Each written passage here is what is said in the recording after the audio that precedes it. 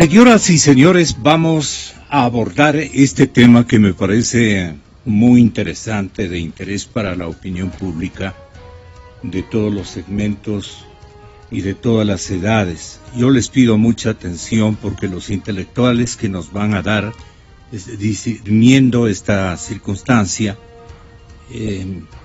son de altísimo nivel y ven las cosas muy claramente, que es lo difícil encontrar en estos tiempos. El tema es que tanto Colombia como la Argentina, y prefiero decir Colombia por ser nuestro vecino, porque es una circunstancia no tan parecida a la nuestra, pero con dificultades de selección de sus electorados muy complejas, las dos repúblicas. Es decir, Colombia y Ecuador se parecen en mucho al tipo de electores que equivocan cada dimensión de escogitamiento, cada instancia de escogitamiento. Y entonces, sí es halagüeño ver un titular del diario El Universal cuando menciona que los votantes castigaron los gobiernos de izquierda en Colombia. Y no porque tenemos nosotros una odiosidad terrible contra las izquierdas. La izquierda es buena, nos ha gustado mucho. La izquierda especialmente que sabe respetar las reglas de la democracia.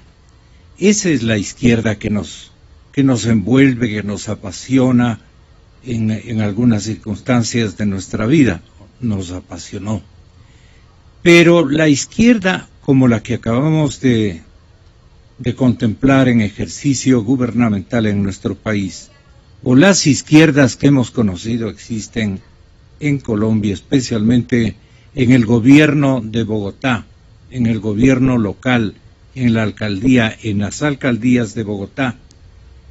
Por haber nosotros estado viajando últimamente, nos hemos dado cuenta, y esto lo traigo a colación ya varias veces, y mil perdones, nos hemos dado cuenta de que Bogotá es una ciudad, una urbe abandonada, destruida, anarquizada, y más signos de deterioro que, por no ofender a la capital colombiana, no los menciono. ¿Cuántos gobiernos de izquierda enseguidilla se han dado al frente del gobierno de Bogotá, al gobierno seccional? La ciudad ha tenido 4 alcaldes de izquierda enseguidilla. Uno más ladrón que otro, están en la cárcel. Los que alcanzaron a reunir los requisitos para ir a la cárcel. Los que no pudieron los ciudadanos y los partidos de oposición a ellos conjugar, reunir y demostrar ante las autoridades judiciales que también el otro, como el que va a salir, ¿no?, el que va a abandonar ya para ventaja de la nación colombiana, porque ahí lo que viven es colombianos en Bogotá, mucho colombiano, pero de todas partes, de todas partes.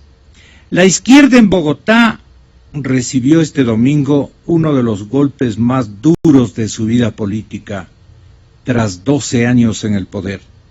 Los ciudadanos prefirieron castigar en las urnas sus desaciertos por encima del reconocimiento a sus logros sociales. La mayor damnificada fue la candidata Clara López, una de las figuras más reconocidas de Polo Democrático desde el 2003. El conteo confirmó las predicciones de las encuestas que le daban como tercera opción. Luego, aquí se describe lo ocurrido con el señor alcalde Gustavo Petro. Yo le veo a Petro medio parecido al MPD viejo, molestoso, tirapiedras, como dice el presidente. Hoy hay un movimiento MPD bastante singular, distinto, muy progresista, pero no muy radical. Y las prácticas ya no son las mismas de antes. Bueno, es que les acabó prácticamente el régimen del presidente Correa. Esto ocurre en Colombia y ha ocurrido casi en todas las ciudades colombianas. La gente de centro, la gente de centro derecha o de derecha se han tomado esas urbes. Y esta es una clara demostración de que puede pasar lo que quiera en cualquier país del mundo cuando llegan digamos, a fastidiar con una especie de hartazgo a las sociedades. Y en Argentina, estando con nosotros estos distinguidos caballeros, pregunto a Patricio Moncayo, ¿qué cree que ocurrió, Patricio? Con mi cordial bienvenida al doctor Santiago Basabe. Doctor Moncayo, ¿qué ocurrió en la Argentina en cuanto al tema que estoy yo tratando de hilvanar? ¿Qué ocurrió allí? Asimismo, hartazgo en el peronismo, que se ha vestido siempre de izquierda y no se ha visto pues así muy de izquierda en los últimos años, especialmente. Buenos días, Patricio. Buenos días, Gonzalo, y muchas gracias por la invitación. Un gusto compartir la conversación con Santiago Basabe. Yo considero que lo acontecido en la Argentina, igual que lo que acontece posiblemente en otros países de América Latina, tiene que ver con lo que Guillermo O'Donnell caracterizó como la democracia delegativa. A diferencia de otro tipo de denominaciones, como por ejemplo populismo. Según O'Donnell, la democracia delegativa difiere de la democracia representativa en que la delegación eclipsa a la representación y la población suele elegir y delegar a través de las elecciones su poder a una persona que se convierte, digamos, en el líder, en el jefe, en el caudillo. Es decir, por ejemplo, el hiperpresidencialismo es una... Como el de este momento en el Ecuador. Es un hiperpresidencialismo inequívoco. Claro, forman parte estos gobiernos de esto que O'Donnell llama la democracia delegativa. Pero O'Donnell analiza muy bien que ese tipo de régimen, la democracia delegativa, emerge en escenarios de crisis económica y social aguda, porque la población espera respuestas rápidas frente a cantidad de problemas que se han acumulado, mientras que la democracia representativa, precisamente por la existencia de instituciones, de mediaciones, etcétera, es más pausada en cuanto a la generación de respuestas y de soluciones. Porque es más participativa. Claro, y porque existen instituciones y hay una consolidación de las instituciones, como señala O'Donnell.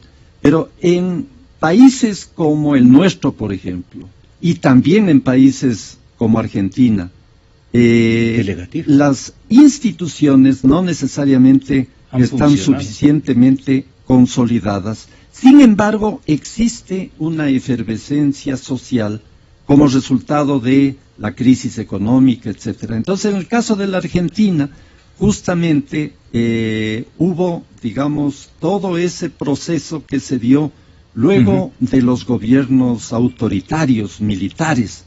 Y Argentina no alcanzaba a remediar esa situación de inestabilidad.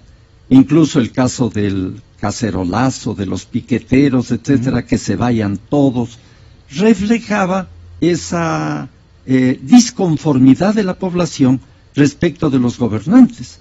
Entonces, con Kirchner tanto, digamos, el marido como su esposa, y Casito se escaparon del hijo. Claro, se constituyen en los grandes líderes que logran de alguna manera sortear este problema de la inestabilidad política crónica, ¿no? Que también de alguna manera se asemeja al caso ecuatoriano, porque en el caso ecuatoriano también se había producido inestabilidad política. Entonces, estos líderes, ¿no? Como dice Gonzalo muy bien, estos caudillos, terminan, digamos, siendo los que remedian, entre comillas, la crisis de inestabilidad crónica que se había producido, porque la democracia representativa como tal no había podido zanjar o solucionar o canalizar estas desavenencias sociales y políticas. Entonces emerge la democracia delegativa como una alternativa a la democracia representativa. ¿En el Ecuador ha habido una democracia delegativa en los últimos 8 o 9 años? Sin duda. Es decir, el presidente Correa asumió, digamos, funciones extraordinarias, por decirlo así. Es decir, él se hizo cargo del poder en términos, digamos, casi totales, porque vino pues el control de las funciones del Estado, etcétera. Y entonces, en esa perspectiva, la acción del presidente Correa ha sido, como llama O'Donnell muy bien, una acción, entre comillas, eficiente en términos del tiempo. Es decir, el presidente Correa, ¿no es cierto?, intentaba, ¿no?, producir decisiones de manera rápida, y como no había, digamos, la interferencia del Congreso, de la Asamblea Nacional, etcétera, porque esas instituciones estaban controladas por el Ejecutivo, entonces ese tipo de decisiones se ejecutaban sin mayor traba institucional. Entonces la población dice muy bien, aquí tenemos un presidente ejecutivo que toma decisiones, que, digamos, enfrenta los problemas, etcétera, a diferencia de aquellos otros presidentes que se habían manejado en el molde de la democracia representativa y que por tanto respetaban las instituciones y aceptaban pues que hubiera, digamos, interferencias o hubiera recomendaciones, etcétera. Entonces, esta celeridad en la generación de decisiones, de acciones del Ejecutivo, le dan al presidente de una democracia delegativa como Correa, ¿no?, la imagen de ser un ejecutivo eficaz, firme, con autoridad, digamos así, suficiente como para llevar adelante y bastante milagrero, ¿no? Por eso decían el milagro ecuatoriano. Bueno, ¿y por qué no cree usted, Santiago, señor doctor Basabe, no cree usted que la situación en Argentina sí ha tenido visos de democracia delegativa? Gracias, Gonzalo. Buenos días a Patricia y a la audiencia. Bueno, el caso argentino es particular, ¿no? Particular me refiero en el sentido de que el peronismo, más allá de ser una organización político-ideológica, es un conjunto de movimientos sociales, políticos, de diferentes grupos de interés también, que no están articulados alrededor de una posición ideológica establecida o definida. Es decir, a diferencia del Partido de los Trabajadores brasileño, por ejemplo, donde uno medianamente puede encontrar una corriente de centro-izquierda o de izquierda en términos económicos al menos, no necesariamente en valores, el justicialismo o el peronismo o el partido peronista tiene una amplitud, es muy variopinto. Entonces, dentro del mismo partido puede conjugar gente más alineada del centro a la derecha, como fue el presidente Carlos Saúl Menem, por ejemplo, y gente que se ha corrido en términos económicos al menos más hacia la izquierda, como la familia Kirchner. En el caso de que Scioli llegara a la presidencia, Scioli acaba de ganar la primera vuelta con una diferencia pequeña, pero acaba de ganar, seguramente su posición política y económica no será la de la familia Kirchner, sino empezará a girar la economía un poco más hacia el centro, tendrá un poco más de precauciones en términos de gasto corriente, de política fiscal en términos generales. Luego, Scioli no implica que los Kirchner se perpetúan en el poder. Me parece que dentro del justicialismo la época de la familia Kirchner ha terminado. Y en el caso que Scioli llegara a la presidencia, que tiene opciones, por supuesto, se inaugurará un gobierno peronista nuevamente, pero con una orientación que irá girando, en un caso. Y en el caso de que llegue Macri, que llega con apenas 2 puntos de diferencia, creo que ahí sí la política económica, sobre todo, va a tener una variación mucho más notoria, mucho más consistente. Habrá un programa serio de ajuste estructural. Argentina tiene un problema económico de fondo, los problemas nuestros son básicos al lado de los que enfrenta que enfrenta la Argentina. Entonces, yo creo que ahí sí hay un panorama distinto que está marcado fundamentalmente por cómo se originó el peronismo y qué ha sido el peronismo hasta ahora. Para complementar, digamos, y de gran forma, lo que ocurre en Argentina, política y socialmente, diríamos, el premio Nobel Mario Vargas Llosa hizo un señalamiento que me pareció muy interesante. Él dice, bien difícil tumbar al peronismo. ¿Y por qué, don Mario?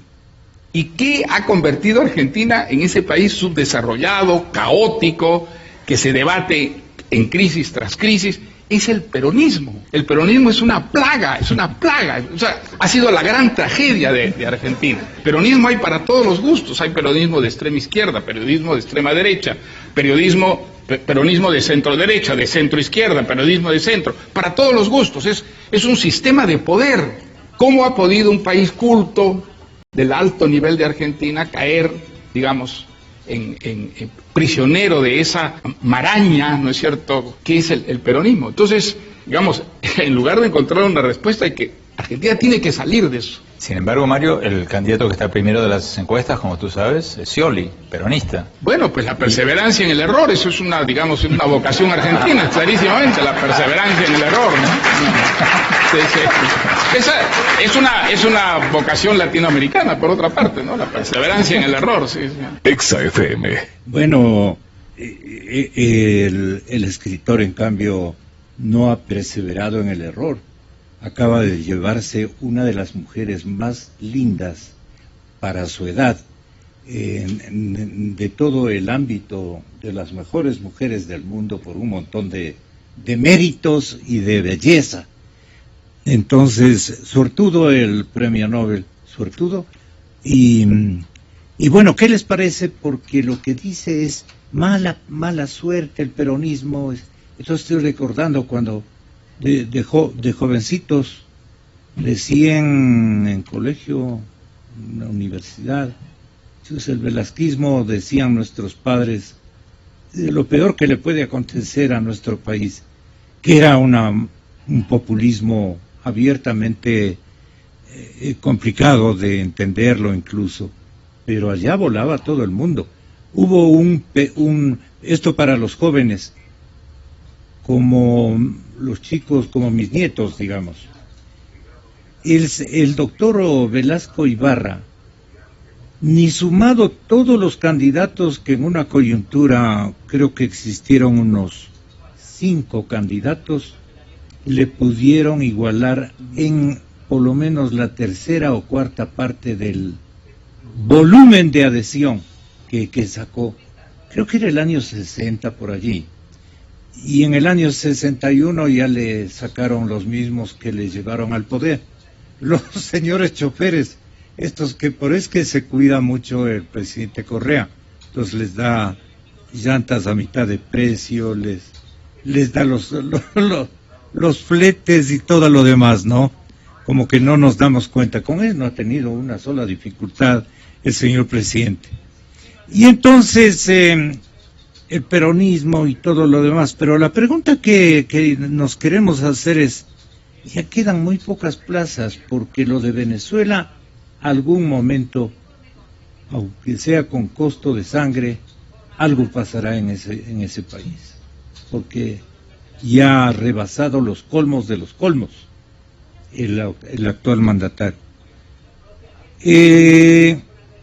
Colombia acaba de despachar, como traté de manifestar, en las principales urbes en elecciones seccionales a todos los movimientos de izquierda. El Perú creo que se mantendrá con un gobierno progresista, les dio muy buen resultado el actual presidente, y Bolivia lo mismo, más bien Bolivia y Perú han tenido ahí no presidentes, sino buenos ministros de economía. Los dos ministros les han mantenido a las dos naciones con unas reservas impresionantes de dinero y con tranquilidad, no como aquí nos ha ocurrido al final de esta circunstancia de la Revolución Ciudadana. ¿Quién más nos queda? Algo va a pasar en Chile, no sé qué ocurra. En Argentina también la izquierda se va, aparentemente, pero viene un Macri, o esta elección, o la próxima con seguridad. Sin embargo, la izquierda perseverará por muchos años más. ¿Qué refleja la izquierda? ¿O qué reflejaba la izquierda hace diga usted, unos 8 o 10 años? Que así mismo se puso colorada la región, todo era izquierda. El jefe de escenario, el gran animador fue el presidente Chávez de Venezuela, y se irradió la izquierda por todas partes. Ahora creo que el recambio se va a imponer en toda la región. Ese era el tema que quiero que continúen. No sé si lo de la Argentina, no sé si lo que acabo de manifestar amerita un análisis de Patricio, con lo dicho también por Santiago hace contados instantes, doctor. Sí, a propósito de las declaraciones de Mario Vargas Llosa, me parece que viene al caso recordar la caracterización que hizo Gino Germani respecto de el nacimiento justamente del peronismo en Argentina. Él establecía una comparación, una analogía entre peronismo y totalitarismo. Y ocurre, según Gino Germani, que el problema central que vivió Europa el siglo pasado y que vivió la Argentina en el momento en que emerge el peronismo es el tema de la integración de las masas a la política. Y eso también tiene que ver con la figura de Velasco Ibarra. En el Ecuador también se presentó este problema de la integración de las masas a la política.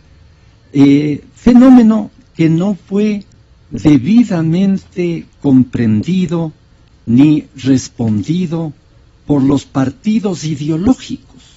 Es decir, tanto de parte de la izquierda como de parte de la derecha, no hubo una comprensión clara de lo que significaba la presencia de masas en la política en el contexto de una aguda y profunda crisis, como dice Germani, de crecimiento. Es decir, tanto la clase empresarial como la clase trabajadora no habían tenido una formación adecuada como para poder estar preparadas, tanto la clase empresarial como la clase trabajadora, a los cambios tecnológicos, al desarrollo económico, etcétera, que comenzaba, digamos, a presentarse en el caso de la Argentina.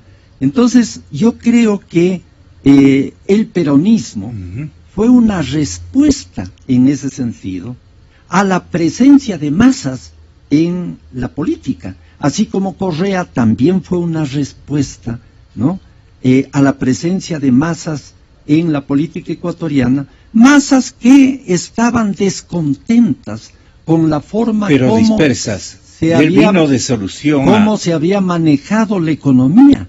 Es decir, ahora, por ejemplo, estamos hablando de los modelos económicos, pero el tema es que el modelo económico neoliberal, por ejemplo, no pudo manejar la política de una manera acertada, y eso generó una alta ingobernabilidad de los presidentes que se sucedieron. O sea, el ajuste económico era el paquete, era el programa de acción de gobiernos de distintas orientaciones ideológicas.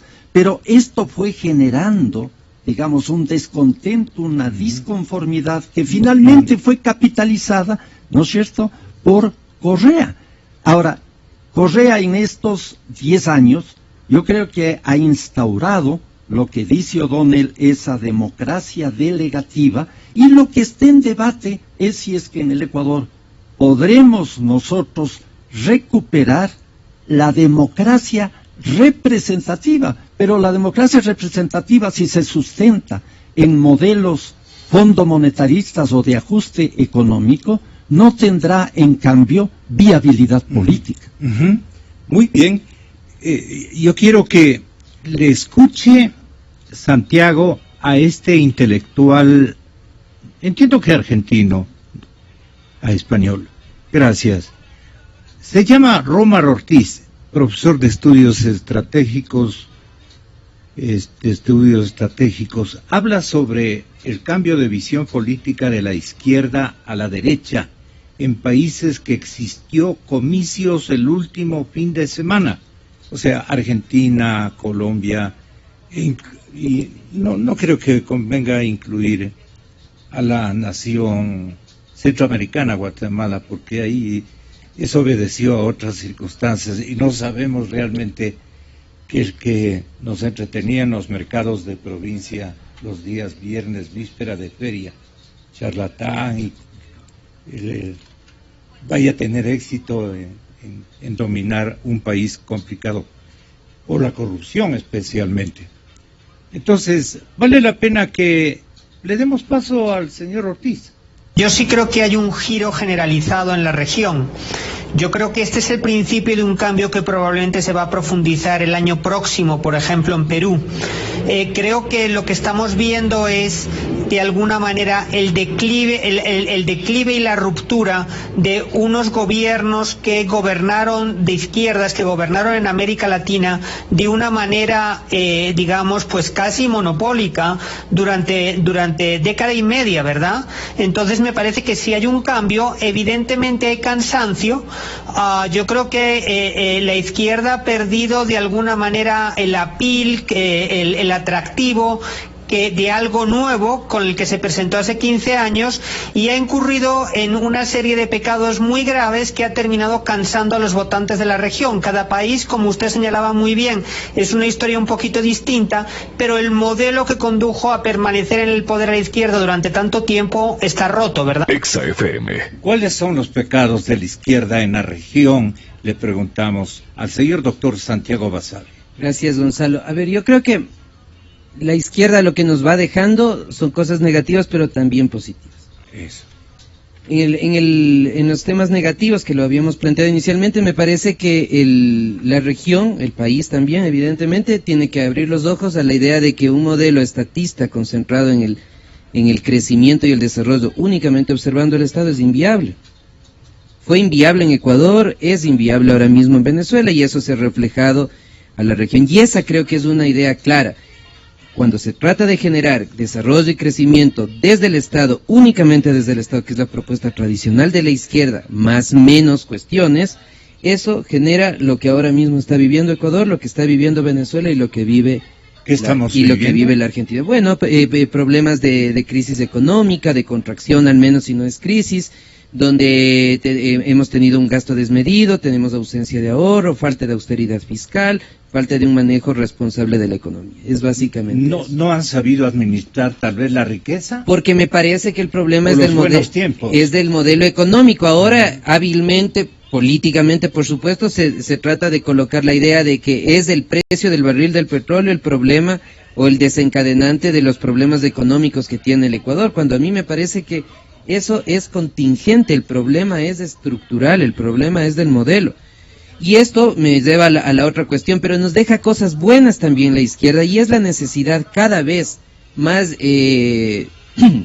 la necesidad cada vez más exigente para la región, Equidad. de que las políticas sociales primen. América Latina es quizás la región más desigual del mundo, y que lo que las izquierdas, mal que bien, en algo han podido aportar es en estos temas. Ya. El tema de la educación, por ejemplo. Ahora, pasar nuevamente a un modelo donde se concentre todo desde el sector privado y donde la política se maneje desde la economía, me parece que tampoco puede traer soluciones, porque ya tuvimos un momento así. El punto de... ¿Y cuál es el modelo? Bueno, y a eso voy. Entonces, un político con mediana visión tiene que pensar precisamente en una economía dinámica donde el Estado esté presente, evidentemente, donde el Estado regule, establezca las reglas, genere seguridad jurídica, pero al mismo tiempo tengamos un sector privado dinámico, un sector privado con capacidad de generar riqueza.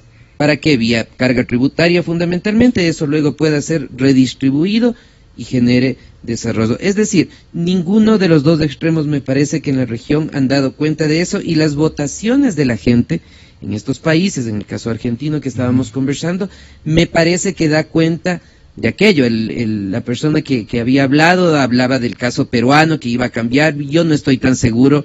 No creo que Alan García tenga una propuesta ideológica específica ni a la izquierda ni a la derecha, y Keiko Fujimori es una representación básicamente del gobierno del padre y representa los intereses del fujimorismo. Entonces creo que ese es un país que está en un lado especial. Colombia tampoco ha tenido un proceso de cambio importante como los que hemos tenido en nuestros países. Desafortunadamente, me parece, en el caso de Colombia, la política todavía sigue siendo de élites y de élites muy fuertes. Acá en el Ecuador yo creo que la democracia, la política sí se democratizó un poco más, sí ha habido más acceso a diferentes actores políticos, nos gusten o no, independientemente de cómo hayan manejado, eso es otra cosa. Pero creo que en eso sí ganó el país. Entonces, haciendo un balance más allá de los gobiernos que se van, que se quedan, yo sí creo que es necesario cambiar el modelo económico. Me parece que el presidente de la República está dando buenos pasos en ese sentido. Creo que tiene que hacer ajustes de fondo, como por ejemplo el hecho de que sobre los temas económicos hablen solamente él y el ministro de Economía y el ministro de Producción. Cuando se generan voces discordantes en el tema económico, eso genera un poco de ruido en el entorno nacional e internacional. El ministro de la Política tiene que hablar de la política, no de la economía, y generar buenas señales al entorno internacional. O sea, el problema que atraviesa el país no creo que se lo va a resolver el próximo año. La misión ahora mismo... Pero, ¿cuáles son los modelos que están en discusión en este nuevo futuro? Precisamente es a lo que le estaba diciendo. En general hacemos referencia a los países nórdicos como los grandes modelos de democracia.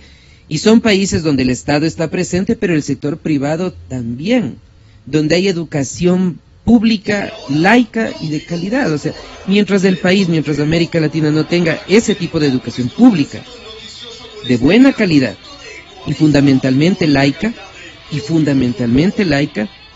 y repito, fundamentalmente laica, la señora Mónica Hernández, por ejemplo, no representa una educación laica para el país. Eso es un retroceso de siglos, por ejemplo. Mientras el país no tenga educación pública, laica y de calidad, no va a pasar nada, ni con las derechas ni con las izquierdas. Entonces creo que un gran acuerdo es seguirle apuntando a eso, y al mismo tiempo en el plano económico, como mencionaba hace un momento, pensar en una economía diversa, en una economía con sectores públicos y privados que pueden coexistir entre sí, y con actores internacionales que también pueden servir a la economía privada del país. Ya.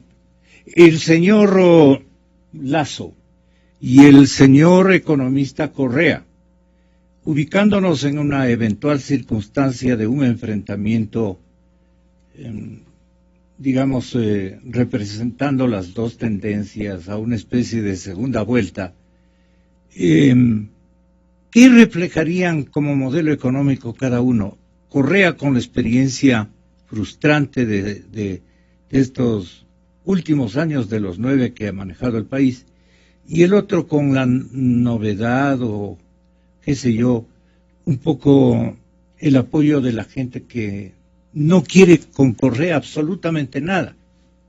Entonces, ahora hay cámara, hay que tener mucho cuidado. Por eso que hacemos solamente una seña que lo ve el público, pero no lo decimos con voz. No, esto es una broma. Tenga la bondad, Patricio Moncayo, yo termino el programa.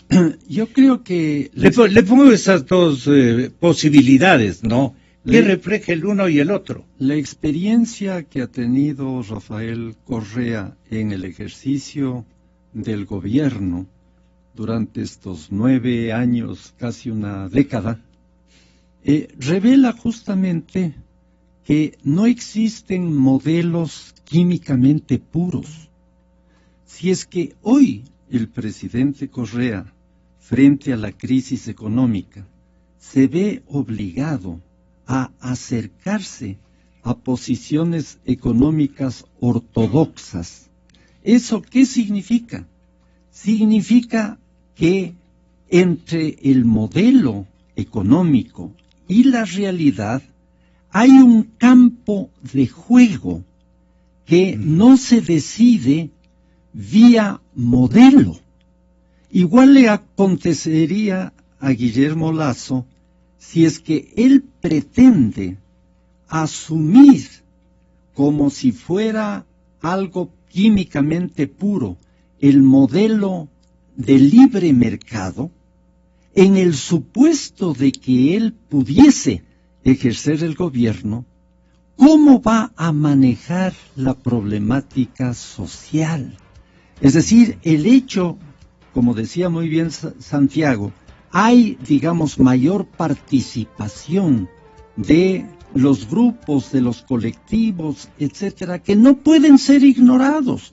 De ahí que los modelos no solamente son económicos, por un lado, y por otro lado, los modelos no se ejecutan normativamente ni verticalmente, sea un modelo de izquierda, marxista, o sea un modelo neoliberal de derecha, no puede ser ejecutado de manera cabal, porque está de por medio una realidad sobre la cual se tiene que actuar. Y eso está demostrando Correa. Correa no puede ceñirse al libreto inicial, porque la realidad le reclama otro tipo de cosas. Igual puede acontecer con un gobernante que pertenezca a la esfera del neoliberalismo.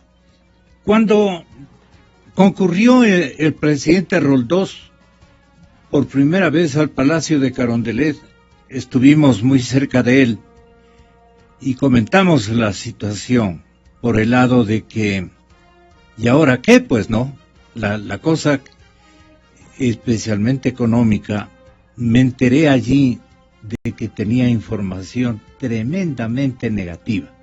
Si yo hago un ejercicio de asociación de ideas, recuerdo ese episodio, con el actual me explico mejor.